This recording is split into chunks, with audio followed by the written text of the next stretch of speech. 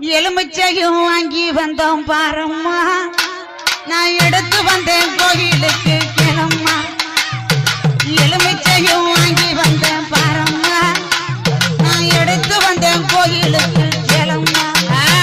நான் கனிமாலை கொண்டு வந்தேன் பாரம்மா